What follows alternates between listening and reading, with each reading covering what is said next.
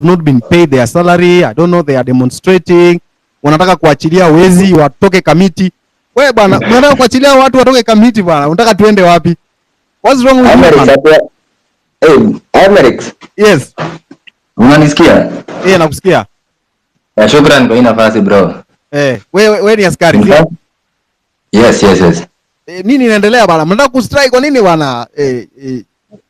Bana, Amerix. The ground iko hostile mbaya sana. Amerix. What's the problem? The problem ni historia hiyo pesa yenye Preso alisemanga ile siku akiapisha wa commissioner. Yes. Hello. Yeah, endelea. So in fact hiyo pesa hatukuwekewa. Hiyo 4K. Wewe bana, uko wapi? Uko kwa Watchtower. Uko kwa Watchtower ya Kamiti ama wapi bana? Sikupati. Hapana. Haunipati? Uko sawa sasa. Hiyo network yako is going on and off. Siko kwa tower ga America. Yes. So what is the issue? Why do you people want? The issue is the issue is hao wakubwa wetu wametusoea sana. So our officers walikuwa wanasema the prison headquarters under the Commissioner General of Prisons has always delayed increment of our salaries whenever the office of the president declare an increment of salary to all discipline services to a duration of a month, 2 months, 3 months with the excuse of system failure.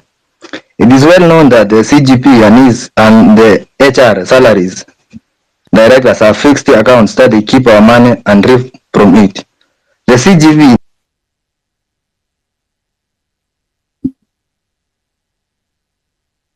We've lost you.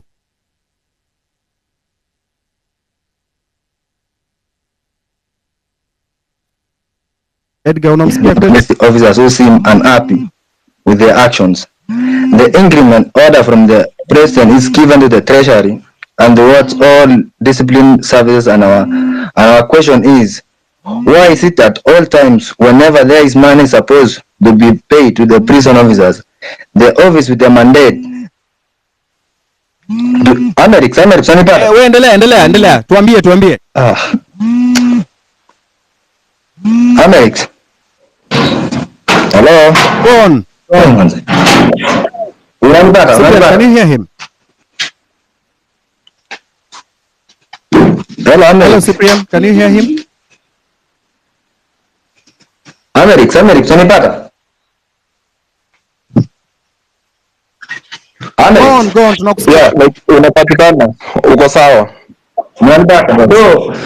So madam anasema ati kila time ama jamaa kituongezea pesa lazima wanasema for mungoje 1 month, 2 months ama 3 months ndo tuweke hiyo pesa.